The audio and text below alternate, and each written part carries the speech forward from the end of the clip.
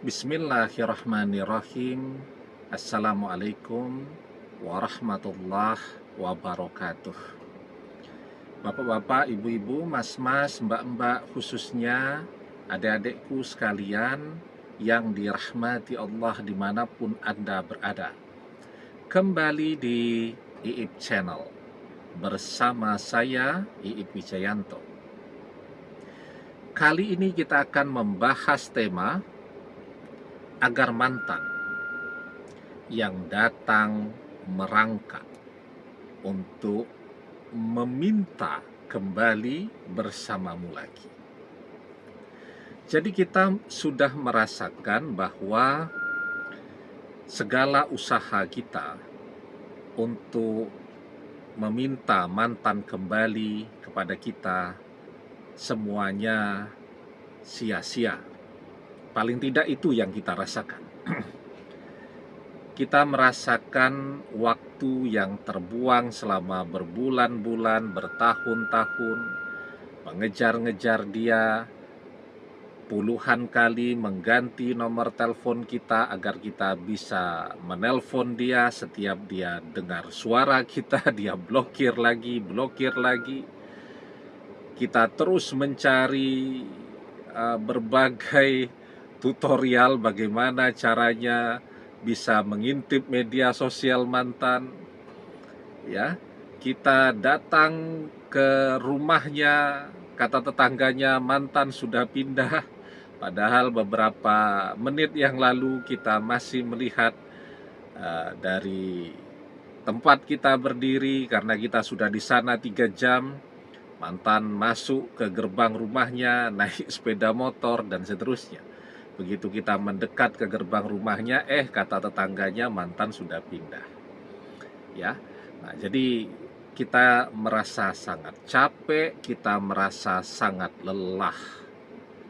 Ya, karena apa? Karena semua energi, waktu, biaya, tenaga, ya semuanya harus kita keluarkan. Dan bukannya mantan menjadi bersimpati kepada kita, bukannya mantan jadi jatuh cinta lagi, bukannya mantan jadi ternyuh, menjadi tersentuh hatinya untuk kembali kepada kita, dia malah semakin menjauh. Bahkan dia sudah dapat pasangan baru, bahkan dia sepertinya sudah bahagia bersama pasangan barunya. Ya, oke. Tetapi itu kan menjadi pengalaman berharga untuk kita, ya. Artinya apa? Artinya ya ketika orang memang sudah tidak menginginkan kita. Jadi ada dua tuh, sedang tidak menginginkan. Artinya suatu saat dia bisa jadi menginginkan kita. Tandanya apa kalau dia sedang tidak menginginkan kita? Ya dia butuh sendiri. Dia butuh ketenangan, ya, dia butuh bicara dengan hatinya sendiri.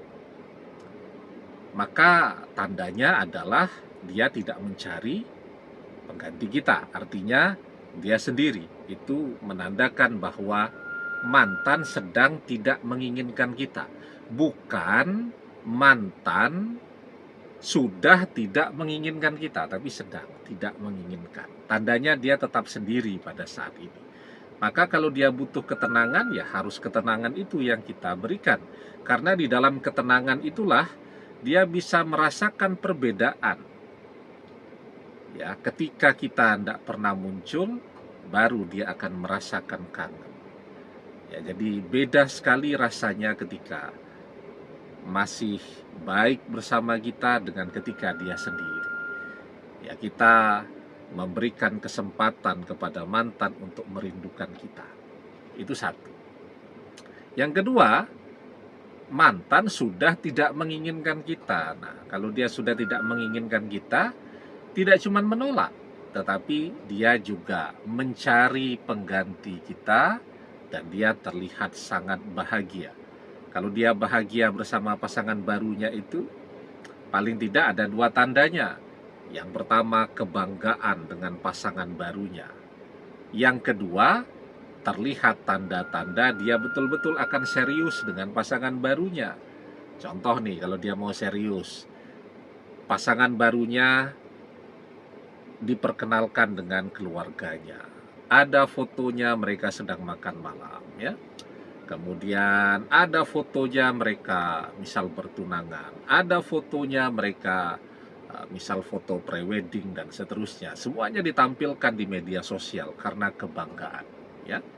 Nah, jadi kalau ada dua tanda itu, mantan bangga dengan pasangan barunya dan mantan betul-betul ingin serius bersama pasangan barunya dan dia bahagia dengan itu, ya sudah, itu artinya mantan sudah tidak menginginkan kita. Tetapi kalau yang pertama, mantan sedang tidak menginginkan kita. Nah, maka bagaimana caranya agar dia yang datang merangkak kalau perlu untuk minta kembali bersama kita lagi? Apa yang bisa kita lakukan? Jadi yang bisa kita lakukan sekarang adalah kembali ke kehidupan kita. Kalau yang bekerja, fokus bekerja. Kalau yang masih pendidikan, masih kuliah, fokus kepada pendidikan dan kuliahnya. Dan kita luruskan tujuan hidup kita. Kalau kemarin tujuan hidup kita adalah mantan balik, sekarang tujuan hidup kita adalah keselamatan dunia akhirat. Kita menjadikan akhirat sebagai tujuan hidup kita. Kemarin kan kita sudah punya pengalaman berharga ketika kita menjadikan mantan sebagai tujuan hidup kita. Mantan tambah menjauh, tambah sulit untuk kita dapatkan.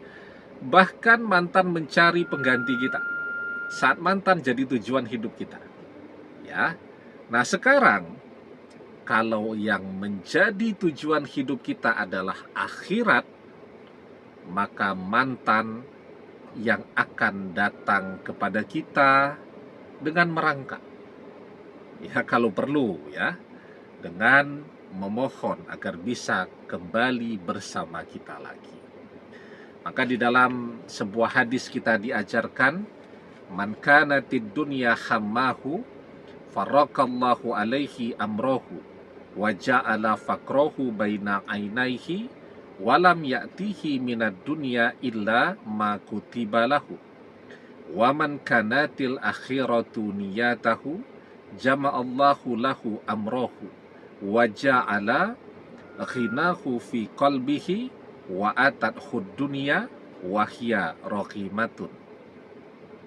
Barang siapa tujuan hidupnya adalah dunia, maka Allah akan mencerai-beraikan urusannya, menjadikan kefakiran di kedua pelupuk matanya, dan ia tidak mendapatkan dunia kecuali menurut ketentuan yang telah ditetapkan baginya.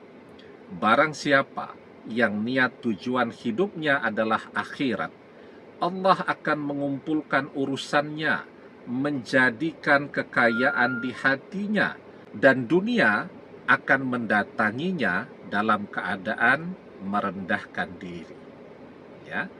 Jadi maksudnya itu kalau dia datang kepada kita, dunia itu yang akan datang kepada kita dalam keadaan merendahkan diri, ya.